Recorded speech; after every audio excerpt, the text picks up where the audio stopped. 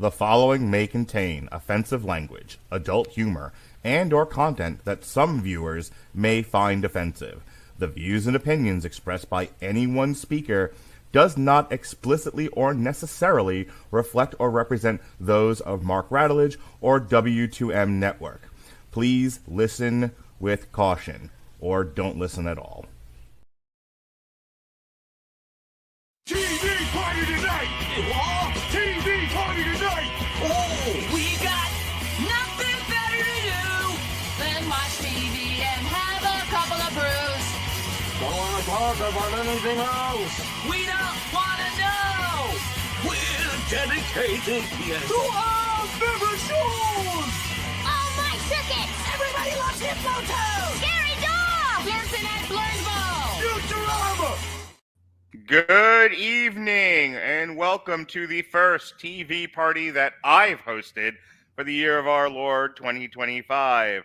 I'm your host, the mandated reporter, and frankly, I'm mortified, Mr. Mark Radulich. And tonight, our favorite show is Star Trek Lower Decks, Season 5, brought to you by the good people at at CBS Eye Animation Productions, in association with Secret Hideout, boo, Important Science, Roddenberry Entertainment, yay, and Animation Studio Titmouse, with Mike McMahan serving as showrunner and Barry J. Kelly serving as supervising director.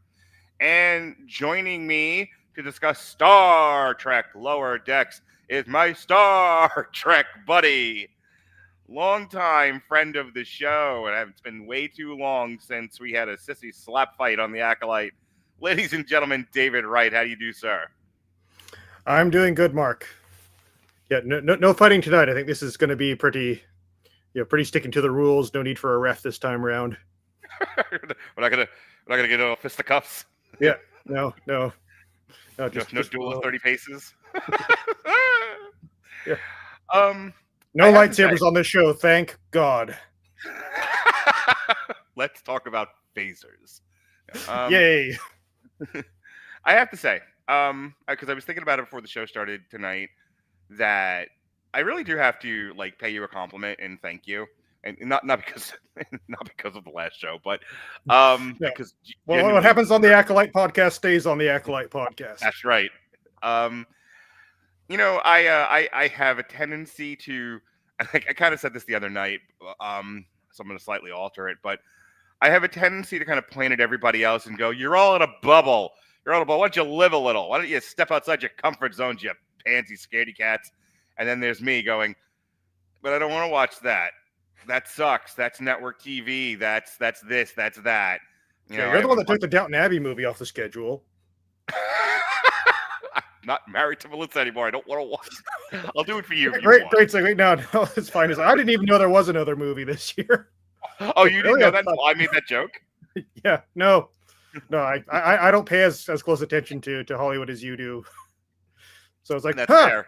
I thought they were. Anyway, we're not here to talk Downton Abbey, but yes, well, I have to pay attention. It's cool. I have to pay attention to it in order to damn it. But yeah. Yes, David, if you would like to do, I will. I never say no to you. So if you're Downton Abbey, to hell with Melissa, do it for me, then I will do it for David. Anyway, I don't think I would spend that point on that Downton Abbey movie. No offense to the series. Good. Everyone here that tuned in to hear talking about Star Trek is going, what the heck? Well, that's what I was getting to. I turn my nose at so much, and I stay in this very. When it comes to television, I'm such a snob. And you, a little ways back, were like, please get out of your own way, stop being an obnoxious jerk, and give Star Trek Lower Decks a chance. And I'm like, I won't like it. It's gonna be stupid. And here we are 5 seasons later, and I love it. And I was really looking to be fair, I had that first reaction when I first saw Lower Decks, because this was right when Discovery had sort of come onto the scene, and just I don't want to watch anything else by these people. And it's a damn cartoon from the Rick and Morty people, and there's a trailer with the Blast Shield, and the Blast Shield clothes, and Black Shield. It's like, there's the Blast Shield song. Like, really, this is going to be so stupid. But then just some friends that I really trust were like, hey, this is actually really good. You should check it out. And like, okay. And 3 episodes in, it's like, oh damn, yeah, these guys know what they're doing. Yeah. Mhm. You said please give it a chance. Don't Yeah. get out of your own way, and let's talk about it. In our defense, over the past like half decade here, the entertainment industry has pretty much turned all fans into battered spouses. No kidding. So, but it's won a bunch of awards. I've really loved it. I've enjoyed all of our reviews of it. We've had really Mhm. some really fun conversations talking about this. And I tell you, I was reminded of this because we just did our end of the year awards, and Alexis named Deadpool and Wolverine as her favorite movie of the year, the Mhm. best movie of the year. But one thing that came out of it, and one thing I completely agreed about, was it's always nice to see a dedicated love letter to fans of a property, which is what Deadpool and Wolverine was. It was a Yeah. love to the Fox fans.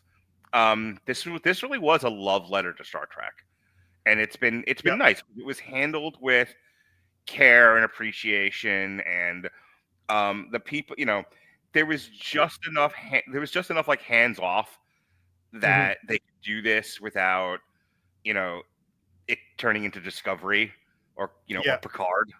At least Yeah. Picard's Well, 1.5. yeah. See, yeah. Well, actually, I've developed a bit of a theory lately because, like, we were sort of talking about how, like, you notice how a lot of cartoons are actually doing really good and actually having like good stories in them, and same thing presumably with horror movies. Mm-hmm. Like, I think I remember you guys saying on the like year's best, like, wow, like there's some like really good stuff happening in horror movies. And my theory is that these things are both artistically successful because nobody important gives a shit. That is correct. Yes. Yeah. Like, it's like nobody cares. Like, okay, we spent $10 million on this horror movie. It'll make 14. We'll make our money back. We're good. Like, Right. yeah. So yeah, go and do whatever. We don't care. And there's Right. like, all right, do whatever. Here's this goofy Rick and Morty-esque cartoon on Paramount Plus. Who gives a hoot? And it's like, oh, good. We're doing the prestigious Star Trek Discovery show where we've got all of our favorite writers and producers and more producers. And dear God, that show has so many producers. I'm gonna do something I don't normally like to do, and I'm probably gonna drive you nuts. But yeah, you're my friend. You'll forgive me. Yeah. I've been here this long. Like, I know what I'm in for. You got any thoughts about the decanonization of Star Trek Discovery, which leads into the question of Star Trek Lower Decks? Yeah. Okay. I think it's a good move if that is what they're doing, because by messing with canon, you're just pissing a bunch of nerds off, and then they're just going to like incessantly start complaining about that. Mm-hmm. Whereas if you just say like, look, this isn't canon, we're just doing something based off of this property, then all of a sudden they can't go like, oh, you're not respecting Gene Roddenberry's original vision, or well, some will, but that kind of thing. It just kind of removes that layer of complaints from it, and then it's just like, yeah, it's not canon because it's not canon. Like, just enjoy the show for what it is. But I guess that's what I struggle with, because I didn't watch Discovery, because a friend once told me good friends don't let friends watch Discovery. So Yes. I never watched it. And my understanding of it was everyone kind of hates it because it A, doesn't feel like Star Trek, and B, there's a lot of woke representation in it, quote unquote. So, the people who are fans of Star Trek are not fans of that sort of thing. So they reject it out of hand. Doesn't really make much sense to me. So my question is, what, in 50 words or less, like, what happened with Discovery that it went so far off the rails that they kind of had to apologize for it and decanonize the thing, just try to save this brand? Yeah. Well, unfortunately, I don't think we have like the actual numbers for how profitable or unprofitable it was. So, if, as a guess, maybe it just didn't have as much, of an audience to make it worth continuing past a certain point. And I don't know if there was contractual stuff behind the scenes. Anyway, go to Midnight's Edge. They'll give you all the speculation, and if you want to do that thing. But as for why it didn't work, I think it was. I know that sounds very basic, because it was just really badly written, and it was also very expensive. Like, I think they were pushing like $8 to $10 million an episode making that show, and that's a decent amount of money to spend on a show. But like, I always got me when the people are like, oh, people hate it because it's like too progressive or woke or whatever. It's like, we had a show where like the captain was a black man, people loved it. We had a show where the captain was a woman, people loved it. Right. We have a show where the main character is a black woman. I think people can handle that, like of the previous fan base. Like, first heterosexual kiss broadcast on network television. Right. Like, You know, like if you hate Star Trek because there's like gays and black people in it, I'm not sure you've actually watched the show. I said it the other I- night. The girl that used to live with us, Kelsey, thought she was like, you know, a far lefty, progressive, kinky, Mhm. weirdo type gal. You know, my kind of people. And she Mhm. loved Star Trek Discovery. She thought she was trying to get me to watch it, and Yeah. I was like, I would rather shoot myself in the knee. And she was like, "Oh my god, though, you're missing out. It's like the best thing ever." I don't think like the progressive woke stuff. For those on audio, I just did quotation fingers. Yeah, just air quotes. Yeah. Um, I don't think that any of that stuff would have bothered me because it doesn't bother me in anything else I watch. I think I would have landed where you are of this doesn't feel like Star Trek. This feels like sci-fi channel action space. Yeah, action. it's like generic space action show Yeah. with the Star Trek brand on it. Like, I mean, I personally find like the people who are like, this thing sucks because diversity, just as bad as this thing is awesome because diversity. Like, Right. you know, like you're both just not actually looking at the whole thing, like actually how the sausage is made. Yeah. You're just focusing on like that surface level stuff. But anyway, that's a whole other podcast to get deep into that. But yeah, like you have things like the show was like pretty violent. Like there was like swearing, there was graphic nudity, and you think that sounds awesome, but it's just not really what people go to Star Trek for. It's always been kind of more a bit family friendly. It was like good Star Trek got you to ask questions about issues where they would sort of present like a sort of nuanced view of things. The episode would often take like a stand on which way to go with that issue, but there was always that kind of like, was it the right choice or not? Like it was a show that made you think. Whereas this is now more like you have to think this, and this, or you're stupid and evil, and that's not really nothing. There's nothing intellectual there. There's nothing to chew on. It's just I'm being yelled at by one group of people with what they believe. I think an interesting way of kind of framing this, what happened to Star Trek, is Star Trek became not Star Trek anymore, and it had nothing to do with representation. It became, and I don't want to go too far off on a tangent, so let me say this: we found what we were looking for in Star Trek in the Orville. Yes. Between me, you, and Jesse, I know you were definitely on the third season. I don't know if you were on the second one. Yeah, I don't think I got to. I think I was on season 2. I think I wasn't on season 1. Okay. In either case, we talked at length over the course of 3 seasons of the Orville about the philosophical stuff going on in that show, the morality, the ethics, the science. Yeah.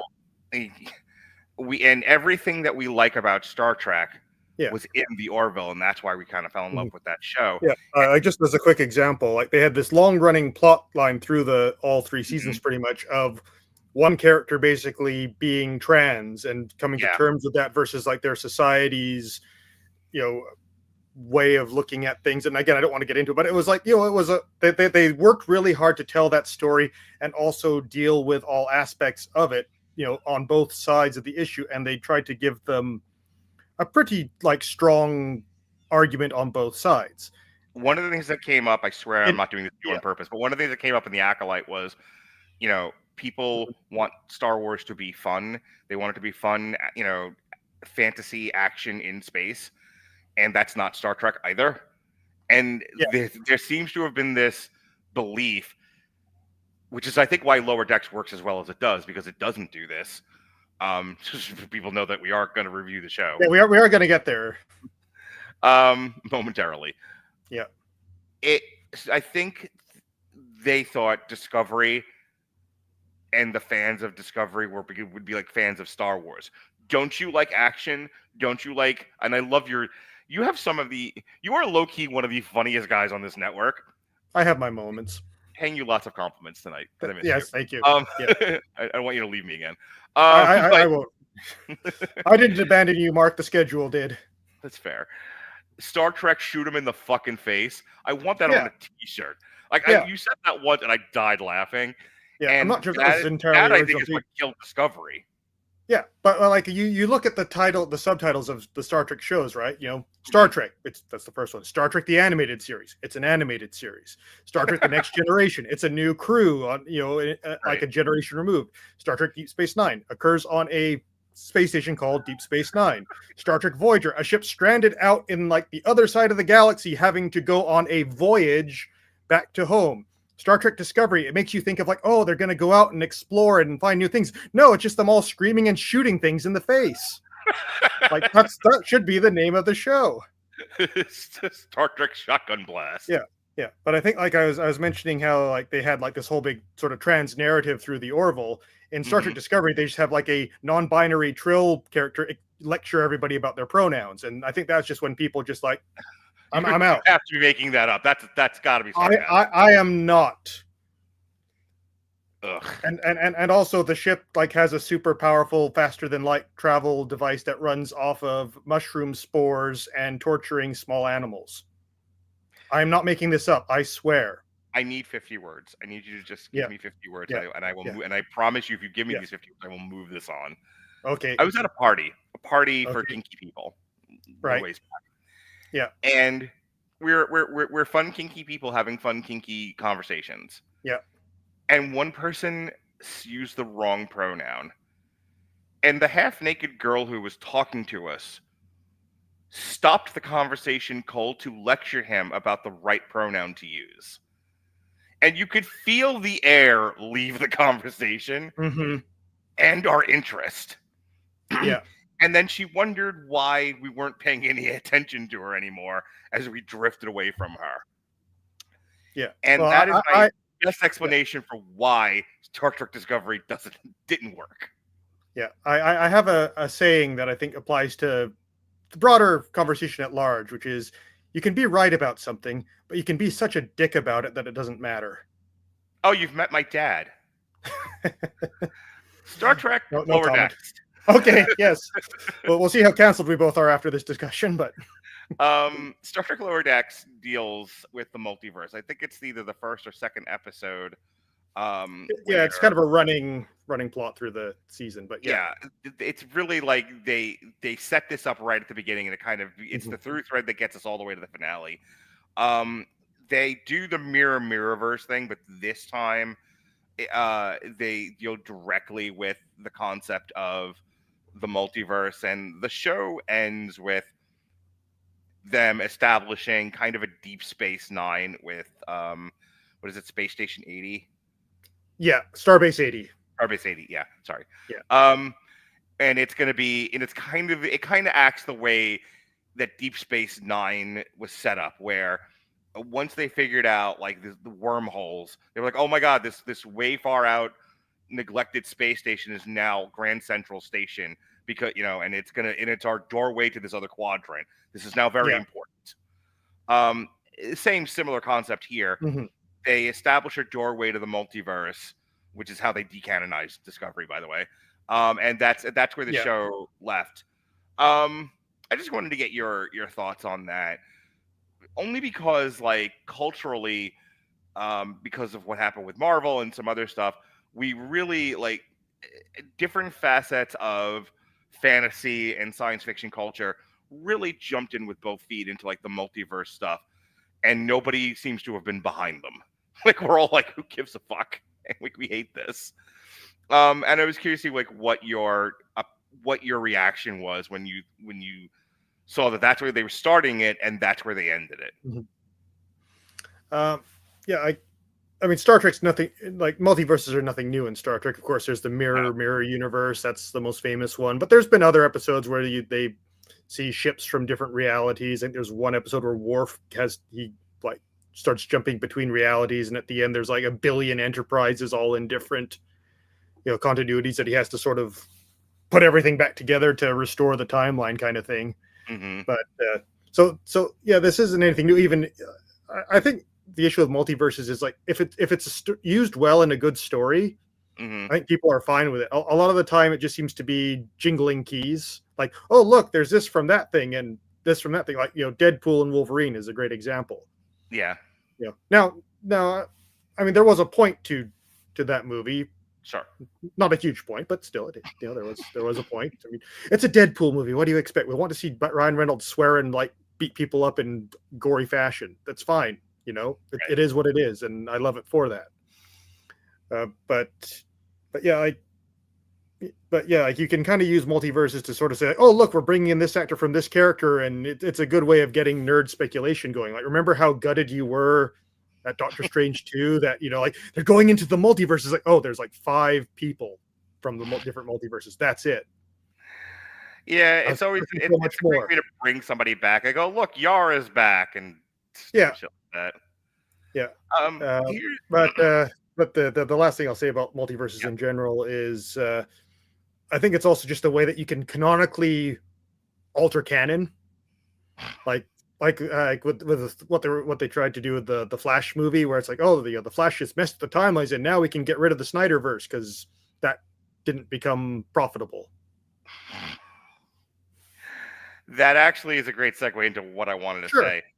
Let me say something positive first. I like a proper use of the multiverse is giving you an angle on a character, or giving a character some sort of motivation based on, if I saw myself successful in an alternate timeline, it would make me reflect on what I'm doing wrong in my current life and want to change, which is Boimler's whole plot line is, which I was a little afraid of where that was going when he kept the data pad from his other successful self, but because I thought it was going to go into he's going to abuse this and he's going to go crazy, and it's like Marty McFly with the sports element kind of thing. Yeah. Or this is going to cause untold damage, and that's going to be the whole thing. And thank God they don't do that. They actually did. Jack Quaid's character of Boimler, we've talked about this before. It has annoyed me to one degree or another. They always reel it back from the edge just enough to where I don't hate it. But, after a while, I start to wonder, like, if you're this much of a pansy, how did you get this far in Star Trek? How did you get this far in Starfleet? But, I thought they made effective use of it. I thought they made effective use of the data pad to where he's like, I don't know how to be a better man than what I already am, what it feels natural to me. And I'm using this to draw inspiration. I'm using this to try to figure out how can I better myself? And I'm like, that's awesome. That's actually really good writing. That's what you're supposed to do with multiverse stuff. It's yes, you can do the mirror like adventure thing, but maybe even that, like, it was, what if we leaned into the more aggressive nature of Starfleet? What if this is more military and less exploration and science than not? What does that look like? And it looked like fucking pirates is what it looked like. It looked like people stabbing each other in the back to get ahead. And that's what I think is why that episode's beloved. What you're not supposed to do with it, this drove me fucking crazy, was use it to break the fantasy. I have been talking a lot about this lately. Fantasy only works when it feels believable. I'm not going to go through what I went through on a previous show where I have to talk about Daniel Bryan for 30 minutes. But yeah, that's fine. But I think you catch my meaning, where if part of what the draw for people like us who like fantasy is that it's a place to go. It's a place to step out of the humdrum, hoi polloi life that we all live. And for a little while, we get to live in this fantastic place that makes us feel good, and reminds us that there's more to life than just get up, go to work, put your pants on. And I think, like, if it's really good fantasy or art, it gives you something to take back to reality that enriches it. Yeah, you feel inspired. You feel motivated. And like with Star Trek, like you were talking about Boimler, how Star Trek has inspired a lot of people to like better themselves. It's inspired a lot of people to get into like space exploration or just technology in general to try and build a better world through that. And I think like when you see Star Trek not living up to the own ideals that it had set for itself, that's kind of what upsets people. Right. Like, it went from like we're watching like professional adults dealing with moral issues and the whole range of like life experiences to watching a bunch of dumbass liberal college students being babysat by a black woman. Star Trek Discovery, everybody. Yes. Okay, that's my last dig at Discovery. More of what I was saying Maybe. is the multiverse Yeah. tends to break the fantasy. Yeah. There's my issue with introducing the multiverse in Lower Decks is, on the one hand, it handled some of the character stuff really, really well. On the other hand, now nothing matters again. We're back to, anything can be anything, and there can be as much of, they could be. I remember my son saying after Doctor Strange, I was like, "Did you like the movie?" He was like, "It was fine, but I don't really enjoy these Marvel movies anymore." He was like 8 or 9 at the time. It's like, okay, child, why don't you like the Marvel movies? He was like, "Nobody ever dies. There's no stakes." He figured that out at 8, Dave. Yeah. He Again, figured that out at 8. Yeah, that's a joke with Marvel. Everybody's dead except for Uncle Ben, or nobody stays dead except for Uncle Ben. So it's like, with them introducing the multiverse stuff into Star Trek the way that they have, and using it that way, it feels like, okay, nothing in Star Trek really matters. We can have, we can bring back characters at will. We can change storylines at will. We can say with stuff that. One thing I'm going to get off this point in just a minute, but one thing I've kind of hated is the pacification of fans to the exclusion of all else, to where, all right, Star Wars made a lot of mistakes, 3 movies worth. Yeah. I'm okay with that though. Shit happens. Let's just move forward. Let's try to do some other stuff. That's why I enjoyed The Mandalorian. The Mandalorian was separated from the Rey Skywalker stuff to the point where I can just kind of, there's other areas of this universe isn't so fucked up just yet at the time that I I can focus elsewhere and still feel like I'm a part of this, and it's otherworldly or whatever. And then there was like, nope, we're gonna decanonize that and start all over again. None of it matters. All right. It's like, like, what are we doing here? That's what I'm saying. Like, if stuff doesn't matter, then there goes my investment. And if my investment's not there, then I don't know why I'm watching this. Yeah, like I get that feeling too, in that, especially when it comes to like decanonizing stuff or remaking stuff, like because someone's always going to have a problem with whatever you do, no matter how good or bad. Like, I just have like visions in my mind of like Mark Hamill having to go back and be Luke Skywalker again and again and again, because like, oh, we've replaced the sequel trilogy with, here now it's Luke Skywalker runs down a hallway killing things that you like, that for like 12 hours, because apparently that's all Star Wars. On his neck that says "I'm sorry." Yeah, it's just that scene from Mandalorian season 2 just extended to 12 hours, because that's apparently what a very vocal segment of the fan base wants. But then it's like, oh, that's boring too. No, we need something else more. And then he has to come back. Like, how many times is that man going to have to tweet that was the last time playing this character? Like, it just kind of loses all meaning in the end. That like this happened, and you love it or hate it, and let's do something else. I mean, all right, let's but in the case of Lower Decks, I think like they sort of they go to they go to another dimension, and then they come back, and then it's sort of back to their timeline. I think they even joked about how the Cerritos crew referred to themselves as from the prime timeline, and then the alternate time was like, what do you mean prime timeline? Like we're the prime timeline. We're the prime timeline. But for that episode, it was more also Mariner at the start of the episode is struggling with, like, am I up to being in command over others? Like, she's got some new ensigns to train, and she's worried about it. How am I going to approach this? And then we see in the universe they travel into, she's like the captain of the ship, and she's just all super tight-assed and like does not tolerate the smallest bit of misbehavior. And sort of close to the end, we have like Captain Mariner basically tries to swap places with Prime Mariner, because she's like, I'm so tired of being so stuck up that I want to just go back and have fun and like screw around as a lower decker again. And then she just, the message that she learns is like, don't let your insecurities become so much that you just become a sort of tight ass to cover for them. And at the end, she's just, I'm just going to try and do my best that I can as the person I am in this job. So as much as they went to this mirror universe, it was used as a tool for character development for Mariner. And that's where it becomes good. It wasn't just, hey, look, it's that character, it's that character, it's that thing there. Oh, isn't that funny? Rutherford sees kind of his Ghost of Christmas future self, because he becomes very obsessed with more and more cyborg parts, to the point where in the finale, he real, I love the line he says about, I don't know if I'm falling out of love with the Cerritos, and then he realizes it's not the Cerritos I'm falling out of love with, it's my cybernetics. It's realizing that I'm much better at this when I can rely on my own. Yeah, again, I totally get this, like, because there's this conversation about using artificial intelligence, and I said to somebody recently, I said, artificial intelligence allows me to farm out the mundane tasks of my life and thinking, so that I can use my brain for other more interesting and important things, like looking at porn. No, I'm just kidding.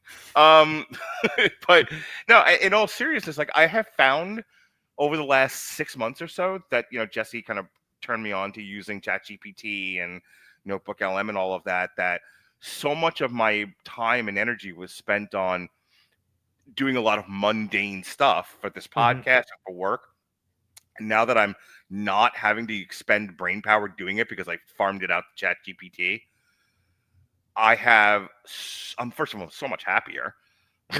My mood's a lot different than it used to be. Yeah. Believe it or not. I mean, other things happen too, but we don't need to get into that for the 88th time. Yeah. It's just like I Rutherford kind of coming to that same conclusion of, like, technology is great to do the things that I would waste time doing if I had to do them. And now I can focus on other things and use my talents in that way. And I'm like, that's great. That's great character growth. Because it took him 5 seasons to get there. This has been an ongoing thing with Rutherford. Yeah, I think it was his mirror universe self was basically trying to turn himself more and more into a machine so he wouldn't have to deal with his feelings about losing Tendi. Yeah. And then at the end,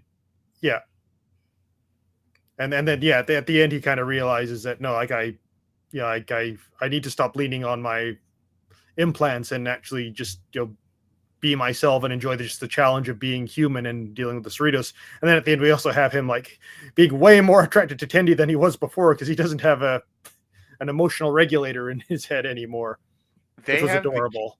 They have the cutest will they won't they in, like, the history of, like, animated love. It's just great. I always want to think she's like the Kirstie Alley analog, or Kim Cattrall analog. Who's the Vulcan whose name is I can't remember. I think it's Talin or something. We'll go with that. Yeah, Talin. Where she's clearly like, you two have the hots for each other. Like, no, we don't. And then the next thing you know, like, Rutherford says something and Teddy's like, oh, you must have a fever, and, like, pulls his head into her boobs. Yes. And Talin's like, yeah, sure, good. Yeah, my favorite was when they were both in, like, the Jeffries tube with their feet sticking out, like, lying on top of each other, and it, like, they're just fixing something together, but it totally looks like they're doing something else. They are totes. Yeah. It's so sweet and innocent in that they don't see it, but everybody else does. Yeah. So yeah, that's really, I want to close out the multiverse stuff for good and say, like, when it's used for Boimler's character advancement, Rutherford's, and what is Mariner? Thank you, Mariner. Yeah. And Mariner's character, that's an effective writing tool. That's when you think you should use it for. I do want to talk about Tendi, because the last season she went off to go be, part of her pirate family, and they spend an episode or two resolving that, and then she's back on the ship again. The episode itself is fine. It does feel like they didn't know what else to do with it, and they knew this was going to be the end of the series. Like, we got to get her back on the ship, so fuck it, let's just write an episode, make the moisture, get her back on the ship. And it was fine. Like, the whole show's amusing, so it's not like I have a whole lot of complaints about it. But it also did feel like, let's just get her off. Let's just get her out of this plot line that we like. Why did you do this then? Why did you write her this way? Write her into the situation where you have to remove her just to send her back immediately without there being any real stakes involved. Like, this didn't change anything that I could see. Yeah, I didn't see much change in Tendi's character from all of this, which I thought you'd be having to, like, game the system or something to find a way of, like, getting back into Starfleet. But no, it was just she did a bunch of pirating, and then she basically filled her contract and got to go back. Yeah. Yeah, it was. I mean, there's a bit of family drama with like her constantly trying to be like a goody two shoes Starfleet officer leading a band of pirates, and just like she's like secretly healing all the people that they shoot, or trying to talk people out of killing each other. And it just like she's just so counter to the Orion culture that it just creates more and more problems. Like the more good she tries to do, the more worse the situation gets for everyone. And I did find it cute though, like, it was kind of like that like tangled bit of, like, we're not really bad people. We want to be dancers and bakers, and like, oh my god. Yeah, like the force of cultural expectations, which they kind of already did with the Deep Space Nine episode in the previous season. Mhm. But yeah, like I kind of thought it would have been nice if they had done a bit more with like her growing as a person, whereas it was just more like typical shenanigans, like the whole bit where they're doing the race and she's found out that her sister's pregnant, and she's just like mothering her, like, oh no, you can't. Don't stress yourself out too much. Here, just sit down. Here, let me give you a foot rub. And just, what are you doing? That was just like very generic sitcom. Yeah, I was gonna. type Yeah, stuff. sitcom is right. Like that's all it felt like. It felt like silly kind of 70s or 80s sitcom stuff. Yeah. Like this needed a laugh track. Yeah, it's like I've seen this before. Like it's not really that entertaining. I get the joke. It's just like I got the joke 5 minutes ago. You're still doing the joke. Yeah. And like I said, it has no. The show is really, really good about setting up stuff at the beginning and paying it off towards the end. And here, was that the episode with the Klingon brothers, or was that a different episode?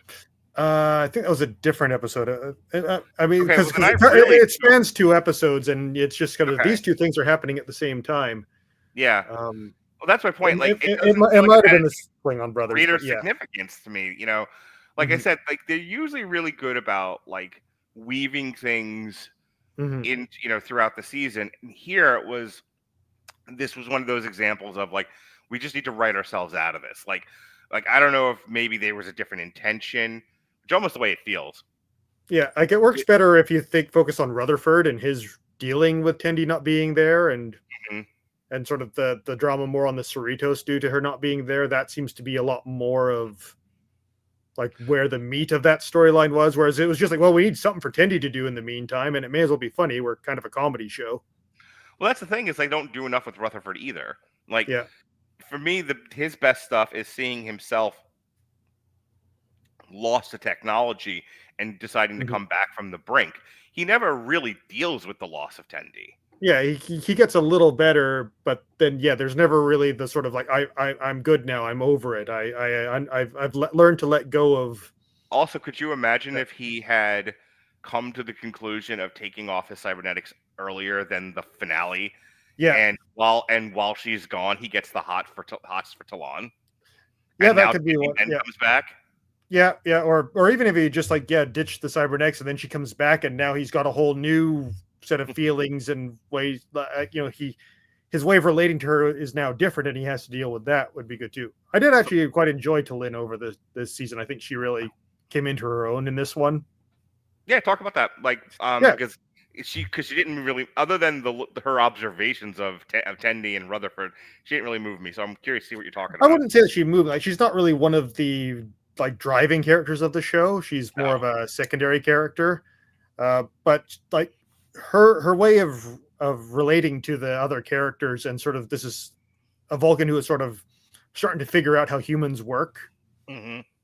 Was kind of funny. Like, she would be able to have she was a bit more witty in this, but of course, because she's Vulcan, everything she says is totally dry and deadpan. Like, she'll say something outrageous and everyone's like, "Whoa!" She's like, "That was my attempt at a joke," and then everyone's like, "Oh, you!" Like, it's kind of just cute to see how she kind of she's found her plate. Yeah, she's like the straightest of straight men in this show, and again, like a lot of her is sort of how she tries to relate to and help the other characters. Sometimes getting it wrong. Like, she tries fixing the shuttle for Rutherford, and he's like, "Oh, like I wanted to finish that with Tendi." He's like, "Oh, I was drying it to like make you feel better, so it wouldn't remind you of Tendi." And then she just like, he comes in the next day and she's basically smashed the whole thing up, and it's just like, "Aw, how thoughtful." One of the things that's always frustrated me about the Vulcan race, as it's written in Star Trek, is everyone feels like Sarek. There's always like sort of a condescending, almost racism about Vulcans. Like we're here with you, we're part of this, but you're kind of animals, and we hate you. You know. And she's not written that way. She's very much wants to be a part of Starfleet. She very much wants to be a part of things. She's just trying to figure out how to fit in, how to be herself, which is nice. And I like the fact that she's fully Vulcan and she isn't doing the Spock thing of having to, my human side, like which wasn't much of a thing originally, but they kind of really glommed onto that with Strange New Worlds for better or worse. More on that later this year, I suppose. Yes, more on that later this year. But yeah, I agree with the way that the Vulcans have kind of been written. Like Spock was sort of the OG, the great, and then I think around, especially when they went into Enterprise, which I still haven't watched all of Enterprise, they kind of got a bit more like the Vulcans being very snobbish. And I think like there was this kind of like belief that because the Vulcans are a very logical species, that they're sort of like, they must be like super successful and better at everything than everyone else. And so, so it's sort of this resentment from the writers towards the Vulcans. Yeah. Where I thought like the point with Spock was more like, yes, he was this very logical being and he was like used to express the logical view on whatever problem they were dealing at the time. Whereas McCoy would be the emotional side of things. Right. But it was sort of to show that, logic is very good for a lot of things, but it doesn't have all the answers. And like when you get to Star Trek 6, you have that great line from Spock. This is like old Spock about to retire kind of thing, talking to Kim Cattrall, is like the young hotshot Vulcan who's just on the ship. And he says, remember, logic is the beginning of understanding, not the end. And that's sort of like, so shows Spock's journey is how he's learned from his time with Kirk and McCoy that, logic is important, but it doesn't always have the answer to every situation. I know Robert and many other people hate Star Trek for a variety of reasons. It doesn't feel like Star Trek. I actually argue it very much felt like Star Trek. Sorry, are you talking about Lower Decks or no, Star Trek 4? Oh, Star Trek 4. Okay, sorry, I didn't hear the 4 there. So yeah, sorry. Yeah. It feels like an episode of Star Trek, but it's one of the extended episode type movies. Yeah. But there's a line in there about guessing that Kirk says to Spock, and yes, I've always loved that because I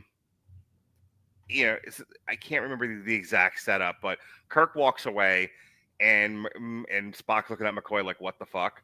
And McCoy's like, he feels more comfortable with one of your guesses than other people's facts. Yes, he was having to do the calculations for them jumping into the future again, so they'd arrive on time to save the day, and they have to account for the weight of the whales and something like that. So it says, I'm unable to assemble all variables. It's like, well, just give it your best shot, like approximate. And so I think at one point he tells Kirk, he's like, that's the setup. He says this, I don't have all of the exact numbers, so I'm going to have to guess. Yeah. And Kirk goes, Spock, that's amazing. Yeah. The subtext is we lost Spock. He died. Yeah. After having all of these wild and crazy adventures that humanized Spock over the length and breadth of his career in Starfleet, we lost him. And when he came back, all of that humanity was gone. It's like you've got all of this great stuff in your computer and then you have a systems crash and you fucking lose it all. And it's like you still have a good working computer, but everything you had is gone. And it's like, like you were store it from backup, but it's taking a bit of time for it to kind of put all the pieces back together still. Right. So, for more on the Star Trek original series movies, please listen to our Star Trek retrospective podcast where Mark, Robert, and I talk about this all in detail. If you like that kind of thing. I finally get to talk about this without being screamed at. The Star Trek 4 is an abomination. So hang on. And my point is that like Kirk had to lose his friend not once but twice. He loses him on the Enterprise in the Warp Core. A scene in a movie nobody understands. I don't know what parallel hell universe I ended up in that this many people for this long don't understand Star Trek 2, but here we are. But so he loses his friend, in the warp core, and then they bring him back to life through the miracle of plot contrivance. Pretty much. And then he loses them all over again when he realizes this isn't my friend. This is almost an empty vessel. And so when he finally, like, after having gone on this adventure, he's like, I'm gonna have to guess, which is not something he would have done at the beginning of the movie. Kirk is like, my God, my friend, he's back. Oh, thank God. Like, I thought I lost you forever. And Spock's like, the fuck? Like, what's wrong with you? Yeah. And that's and that's when McCoy says to him, he's more comfortable with your guesses than other people's facts. Yeah, I mean, since we're totally nerding out right now, because at the beginning of the movie, he's like taking a test on a computer as part of his sort of getting his brain back in gear, and asks him, "How do you feel?" And he's like, "I don't know how to answer this question." And his mom's like, "You're half human. The computer knows that." And then they go off on this adventure, and then at the very end, they sort of get exonerated for their actions. Yeah. And Sarek's there, like his father, and he's like, tell mom, live long and prosper. Then he says, and tell her I feel fine. And it's just like, Sarek. Boom! That is writing. Yes, that is perfect. Of course, Sarek, the guy playing Sarek, his face is perfect because it's just like, I have no son. Anyway, yeah, I don't remember that, but anyway, yeah. the look he gives Spock is fucking priceless. Yeah, maybe it's like, what? Yeah, but he wasn't there. He doesn't know what the history behind that statement is, but we know. No, but Vulcan to Vulcan, if you say I feel fine, you might as well have said, some sort of curse word. Anyway. I always figured, Sarek's a smart guy. He knows his son's half human. That's fair. In any case, it's a great line. He has a type. I want to, now that we've killed sufficient time talking about anything but Lower Decks, let me conclude our discussion of Lower Decks by Mariner has gone on a really nice arc. She was the lead of the show. She was the star of the ensemble, but this was definitely like her journey, because she starts off with somebody who is very much not, afraid to be an adult. She is Peter Pan. I want to live in the responsibility-less world. I want to be a child forever. And, I thought early on in the show's writing, they were going to make her and the mom just constantly antagonistic. And the mom there's a bit of writing in here. And I swear to God, subtlety is a lost art, but you can find it in places. One of those places is Lower Decks, oddly enough. Yeah. There's a bit where when they're trying to explain, so alternate universe Boimler sends a message to Prime Boimler because he knows he'll react appropriately to it. And of course, there's a joke about that, but we move past it. He runs away screaming, "We're all gonna die." Yeah. And they do a plot dump, an exposition dump rather, so that the audience is caught up, and then we can say, okay, well, now we have all of this information, everyone's caught up, but what are we doing about it? And they go to the captain, Mariner's mother, and they're like, blah blah yakety schmackety, far out fantastic bullshit. And she goes, okay, let's go and deal with it. And Mariner's like, wait, you believe me? She's like, yeah, you've proven yourself over and over again that you're right. I trust you. Let's go. And I was like, oh my God. Because I'm so used to the bad Hollywood writing of the people in charge are obnoxious and condescending and know-it-alls, and they don't listen to anybody, and that's like the whole drama. It's the Independence Day thing of, like, I figured out that if we give the mothership a virus, we can knock their shields down and blow as many of them up as we can. And it's like, they've tried everything else. Nothing else has worked. And he still won't go with this. Like, I hate that. And it's an overused Hollywood trope. And here they went against hype, and they purposely went against hype. And it was just marvelous. I loved it. Yeah, I always like it when adults act like adults in the show, and it's kind of funny that the characters in this cartoon comedy act with more maturity than a lot of the characters in like the live action prestige productions that they're doing. Yeah, but and it's been sort of a long running joke in the show that like all this sort of crazy stuff is like a normal day for these characters. So it's like okay, there's this space-time rift opening up that if we don't close it, it will like gobble up all of the multiverses and end all of existence as we know. It's like, okay, all right, same time, same as last month kind of thing. It's funny linking this to something else we reviewed in the last couple of months. There was a line that we said in the Ash versus Evil Dead season 3 review of like he's too stupid to lie. Like he's not creative enough, he's not sharp enough to come up with something this complicated. And so sometimes it's just easier to like believe like, yeah, I'm sure what you're saying is, my God, this came up also with fucking like Nosferatu and Hot Frosty. Like sometimes the completely absurd, you just got to go with it because what else is there? You've exhausted the other possibility. Yeah, I think I think the quote you're looking for is like, once you have exhausted the impossible, anything remaining, no matter how improbable, is possible. She actually sent me, Alexis, God bless her, sent me the Arthur Conan Doyle quote. Okay. Which goes like this. When you have eliminated all which is impossible, then whatever remains, however improbable, must be the truth. And I'm going to get that fucking tattooed on my neck. Yeah. I was pretty close. Yeah. Would have been better if I was purple. Sure. In any case, the purple data head was just priceless. Yes. So, kind of rounding out this discussion and then coming to a close, I love that with her work with Ransom, with all of the adventures that she's gone on, her brief tryst with the art adventurer, she's come to appreciate that living for a greater purpose, something I definitely identify with, is good and something that she will continue to do. And that, when Ransom against her will makes her provisional co-provisional first officer with Boimler. Yeah. And she's her reaction is so perfect. She's doing it, but she's pouting.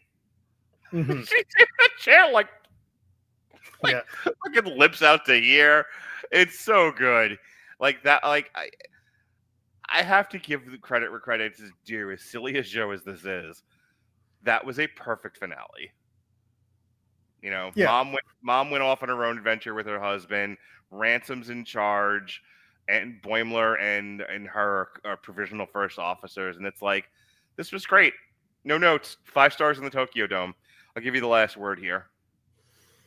Yeah, like this. The show has done so many things right. Like obviously, like they know their Star Trek lore inside, outside, upside down in multiple universes. Like this show has some great cuts in it, but it also understands the fandom and why people love Star Trek. It's not just a member berry fest. Like it's funny to see them there, and it's funny that the characters are sort of savvy to the tropes of Star Trek. Like I don't think they ever do like a direct like red shirt joke. It's like, oh no, I'm the red shirt, I'm gonna die. But that's the thing. It's not a Wayans brother reference joke. Yeah. They're never winking at the camera. It all feels like this is something that organically these characters yelling the joke at the camera. Yeah, exactly. It's like the bit where like, oh, we're going to go on a away mission. I can't wait to see what exciting things. And they beam down. It's like, oh, it's a cave. Oh, it's like caves suck. It feels again like a love letter to Star Trek written by fans who love Star Trek and actually have a talent for writing, which is nice. Yeah, like they're like every character has their own arc and their own flaws and their own strengths. Like with Mariner, it's her sort of learning to reconcile with like her fear of having any responsibility. Yeah, and then sort of trying to like give it an honest go of being a Starfleet officer, but still doing it sort of in her own way, but less fight the power sort of attitude. With Boimler, it's him gaining confidence and a bit of courage to sort of know how to deal with difficult situations. Tendi she doesn't have as big of an arc. She's a bit more of a secondary character, but it's just her sort of continuing to develop herself, and and again Rutherford. It's him. I was gonna say her arc was tied to Rutherford. Yeah.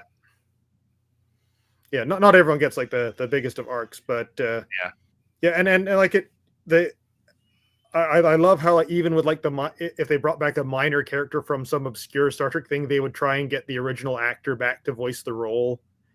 Like that just Jeffrey Combs being a malevolent computer is just priceless. and then and getting into like a relationship with another computer, and just it was. I'm a bit sad that we didn't get him at all in this season, but like it never became oh look, here's this character, oh here's this character, here's this character. Like they had Brent Spiner play a alternate universe Data head from a universe that's slightly purple, and it was nice because like he just fit into the story that they were telling, and then afterwards like, okay, we'll get you back to your universe, and that's that. Like it kind of sidestep. It does what I wanted them to do with like cameos in Star Trek, which is not build these sort of shrines to these characters that just like dominate everything. I don't want Star Trek member berries all the time, but just it's kind of nice to just give me a little sprinkling, like, okay, like such and such a character would still be alive. Here's where they are. Here's what they're doing. And then it's like, okay, we got to have like an adventure. There was Riker, and then now he's going to go away and do his own thing, and we're back to our characters. So what are you gonna do now? Like we've got a little while. Like I don't hate Strange New Worlds the way the Critical Drinker and his I don't understand where the hate for season 2 of Strange New Worlds come from. I mean, my best guess is the musical. The musical episode. But it's like, guys, it was one episode. It's okay. Like, how about the rest of the show, which was actually pretty good, I thought. I think you and I talked about it. Yeah, it is a bit of a soapy drama. Yeah. Which I'm fine with. I'm not married to Star Trek being like strict Asimovian fucking. What was the show that we did that you and I wanted to blow each other's head off? Foundation. I don't need it to be that. Sometimes Star Trek. Just to be fair, Foundation was not Asimov's fault. That was just a terrible adaptation. Yeah. I mean, there are some. There's some dry science fiction out there, and I don't need every science fiction thing to be that. Like Orville, I think Orville really hits the pitch of what I want out of my science fiction perfectly. Yeah. Can we look at the great wonders and questions of the world with a bit of humor and humanity? That would be nice. Yeah. And I think there are people as part of the internet review culture and part of the fan culture that are like, no, like I only know Star Trek one way. I don't like change, and I'm not a very creative person. It has to be this way all the time, or it isn't Star Trek. Yeah. And Strange New Worlds colors outside the lines of what is known Star Trek too much, I think, for some people to be comfortable with it. These people need to get lives. But that's just me. You and I talked about Strange New Worlds. We had a fine time with it, and I'm looking forward to season 3. Yeah, exactly. I'm looking forward to season 3. I'm looking forward to talking with you about season 3. 100%, absolutely. Yeah. But yeah, like it's the classic dilemma that all adaptations of existing IP have, which is, we need to make it different, but also the same. And figuring out exactly where that line lies is very difficult. And for the people that manage to hit it, that's just, an amazing achievement. And I gotta ask you, looking forward to Section 31? No. I have zero faith in that show. As much as I like Michelle Yeoh, I'm happy she got paid quite a lot, apparently. Yes. You cash that check, good lady, but I have no faith at all in Alex Kurtzman and whatever. At some point I will watch it. At some point I'm sure I will talk about it with somebody. But yeah I have zero faith it's going to be any good.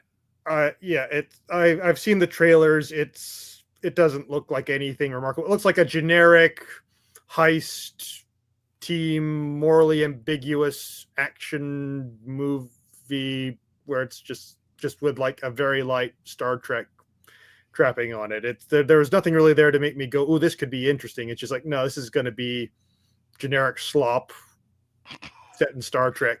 And so what I was trying to ask you was, what are you going to do now that we don't have Lower Decks to watch anymore, and we God only knows when we're getting when the Strange New Worlds is coming out? Yeah, I think it's coming out sometime this year, but I think again, but behind the scenes, I guess like Skydance has apparently like got the rights to it now, and I actually think that it might be part of why Lower Decks is wrapping up. They're probably cleaning house and clearing the slate so that they can kind of do their own thing. So probably wait until we get an announcement of where things are going for now. But yeah, I'm no interest in Section 31. I think Kurtzman's also got the Starfleet Academy series, which again, I have no interest in either. Like, unless it comes out and everyone tells me, "Oh, surprise, it's good." So, is there any science fiction TV you are watching that you're interested in? Seeing as Trek Uh, seems to be a dead brand for right now.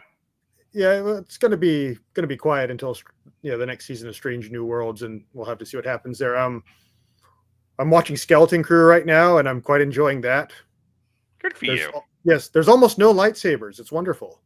It's, like, and like speaking, I don't hate lightsabers. They're cool, but there's more to Star Wars than lightsabers. Like, but yeah, like speaking of like making the same but different, like, who would have thought that we would like a Star Trek show that's like an animated, character-based comedy?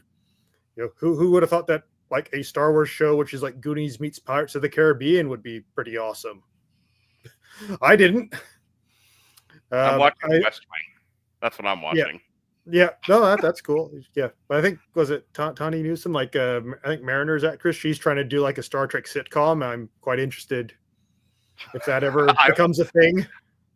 You know what? If they can bring this writing crew on, or anyone as talented as this writing crew, if not more, I will give it a chance. Absolutely give it a chance. Yeah, it's definitely one of those. I hope that this team gets to do something else, because they're good at what they do and they deserve more work. So if anyone's wondering, like, Mark, this is all fine and good, but tell us, where do your loyalties lie these days?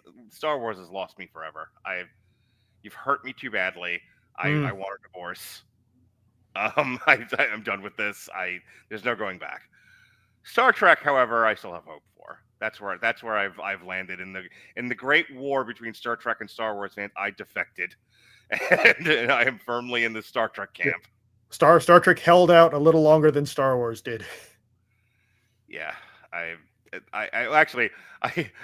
am firmly in the Star Trek camp, but I'm actually in the Orville camp. That's what I want to come back. I think there is a season. I think I heard that season 4 is going to happen at some point. It would be great if they didn't take 8 years between seasons. Yeah, well, I mean, better late than never, I guess. Yes, but, I would. Yeah, I would. But prefer more Orville to none.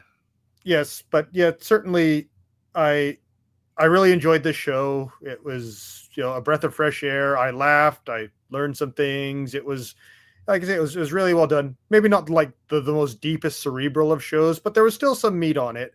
And yeah, like I'm kind of upset that it got this was the last season. I felt that there was a bit more gas in the tank. Like they could have probably done 1 or 2 more seasons before it kind of ran out of steam. No, I was ready for it to go. Okay, I was ready to say goodbye. Okay, I'm more like that with Cobra Kai. It's like I'm glad season 6 is the last season. Great show, but it's time to bow. Speaking of which, I drafted you into the service because I no longer care how many people are on a show, considering as half of them won't make it. It's like a fucking like a reality show who gets on these podcasts. So yeah, if it makes you feel any better, I am not doing Wolfman. Super.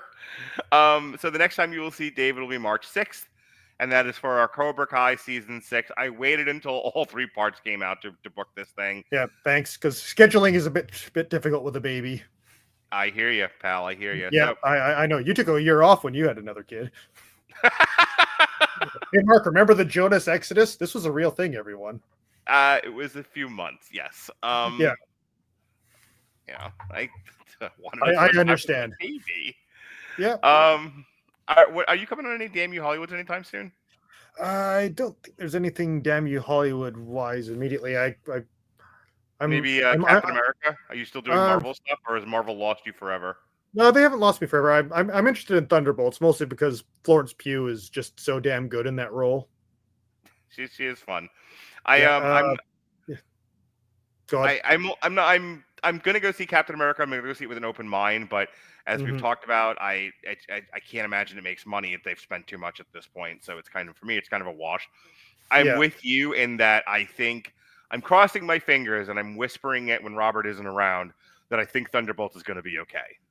Yeah, I think it'll be a fun time at the movies. Again, I'm not expecting much more than that, and that's okay. Sometimes it's okay to go see a movie just to have fun. If you get more out of it than that, amazing. But I'm not expecting it to actively piss me off. So yeah, There's no. Oh, hey, I wanted to ask you. Did you ever end up watching Dune Prophecy? No, I just did never really appealed to me. I mean, I like Mark Strong, and it's hilarious that James McAvoy is in a Dune thing again. Okay. Yeah, he played Leto II in the Children of Dune miniseries on Sci-Fi Channel before he was famous. See, that's not the connection I thought you were making. I thought he took over Patrick Stewart's role. Patrick Stewart was in Dune. Yeah, I did hear that apparently James McAvoy is a big Star Trek fan and does a really good Patrick Stewart impersonation. So I hope someday he can get on a good Star Trek show in a good role. Good Star Trek First Class. Something like that. Great. Just fantastic. I'd watch it. All right. Well, I think we got a new Tron movie coming out. Yeah, later this year of Tron Ares. That's right. Yeah. When we're going through the list, of like, man, like all the stuff I'd be interested in is like at the end of the year for Damn You Hollywoods. But we'll see if something else pops up. But yeah, definitely interested in Thunderbolts. Probably pretty interested in Tron.